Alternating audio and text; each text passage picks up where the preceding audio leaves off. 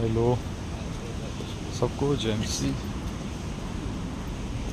आज मैंने वीडियो भी देखी सुबह जब मैं बस में आ रहा था, जो थी चर्च को लेकर।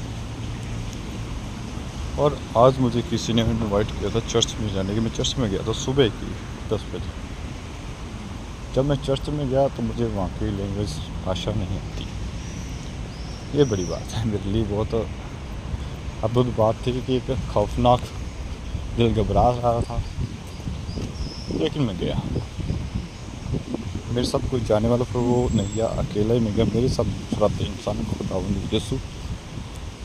जब मैं वहाँ पे गया तो मुझे वहाँ की चर्च में, उस चर्च में जिसमें मैं फ़िलहाल अभी वापसी आ रहा हूँ, तो क्या देखने को मिला? मुझे 3 चीज़ें सीखने को मिली यहाँ पे। पहला है प्रेम, प्यार, जो अनेकों पापों को ढक देता है। और दूसरी चीज़ सीखने को मिली कि क्षमा करना, जैसे खुदावंद यीशु ने सिखाया कि तुम एक दूसरे को पाप क्षमा करो। और तीसरी चीज़ मदद करना, एक दूसरे को मदद करना है विश्वास के बीच में भी, और निस्वार्थ, बिना स्वार्थ के, हम ऐसे कह सकते हैं। वहाँ पे कोई गिरना नहीं था, कोई शोर शराबा नहीं था। ओनली बाइबल, सुसमाचार प्रीचिंग। 1-2 सॉन्ग थे और ज़्यादा कुछ नहीं था। केवल 2 घंटे का प्रचार, जिसमें 2 ही चीज़ें सिखाई, 3 चीज़ें, सॉरी। प्रेम करना, दूसरों को माफ़ करना और सहायता करना। मैं रास्ते में था, मैं बैठा गया हूँ अभी, तो मैं सोच रहा हूँ कि हमारे इंडिया की चर्चों में क्या हो रहा है। हमारे इंडिया की चर्च में एक ही काम हो रहा है, लोगों का मन संसारिक चीज़ों की ओर जाना। जो अहम सच्चाई है, जो सच्ची शिक्षा है, उसकी ओर तो उनका ध्यान है ही नहीं, ना उनको खुद पता है। सच्ची शिक्षा की ओर जाना ही नहीं चाहते, ना ही लोगों को बताना चाहते, क्योंकि खुद उन्हें नहीं पता।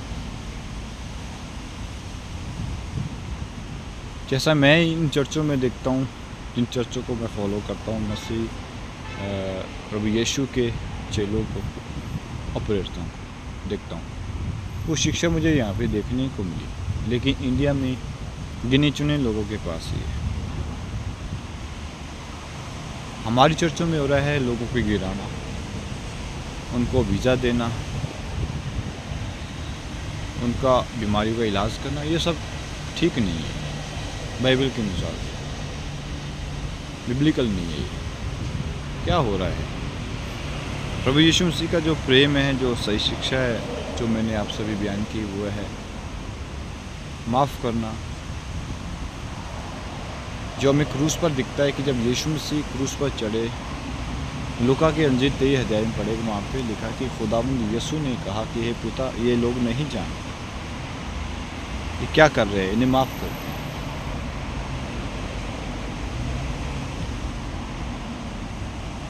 प्रभु यीशु मसीह अब तक जिंदा है। वो उन लोगों के अंदर आता है जो लोग चुनाव करते हैं सही शिक्षा का, उसके पीछे चलने का, अपने आप का इनकार करना। मैं भी पहले सही शिक्षा को नहीं जानता। जब मैंने बाइबल को सुनना, पढ़ना, ये चुनाव किया, तो मुझे आज फ़र्क दिखता है कि मैं पहले कैसे था, आज मैं कैसे हूँ। और यीशु मसीह के पीछे चलना तो अपने आप का इनकार करना। सबसे बड़ी बात ये है कि सही शिक्षकों को चुने, भले वो सच्चाई आपको पसंद ना आए, आपको सही न लगे, लेकिन उसका आनंद जब आपको समय बिताएंगे, समय देना पड़ेगा आपको, समय के बाद ही आपको फल मीठा मिलेगा। जैसे बोलते कि धीरज का फल मीठा होता है। धीरज धरना मुश्किल है, लेकिन फल उसका बहुत अच्छा और मीठा होता है, मिठास से भरा हुआ होता है। जैसे कोई भी फल लगता है पेड़ के ऊपर, वो एकदम से मीठा नहीं होता, उसको समय लगता है पकने के लिए, मीठा होने के लिए, फिर भी हम उसका स्वाद सकते हैं। अगर आपको मसीह यीशु का आनंद लेना है, स्वाद लेना है फल का, जो उसने क्रूस के द्वारा दर्शाया है, जो प्रेम के द्वारा दर्शाया है, तो आपको धीरज करके एक चुनाव के साथ सही शिक्षाओं के पीछे चलें। अपने आप को परखें, आप जिनके साथ रह रहे हैं उनको परखें, वो क्या करते हैं, क्या उनमें ये 3 चीज़ें हैं, एक दूसरे की मदद करना, माफ़ करना और प्रेम करना। ये मैं बहुत कम देख रहा हूँ, भले ही हमारे इंडिया में बड़ी बड़ी चर्चें हैं, पंजाब में है, हरियाणा में और भी बहुत से राज्यों में है, लेकिन सत्य का वचन नहीं, वो खराई के साथ नहीं चल रही। खराई का चलना बहुत मुश्किल, एक चुनाव करना है, अपने ऊपर क्रूस को उठाना है, अपने ऊपर क्रूस का भार लेना है। तो जो मैंने आज सीखा और जो सत्य था मैंने आपके सामने उसको बताया है।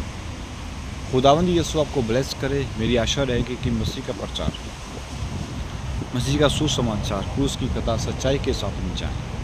सबको जय मसीह।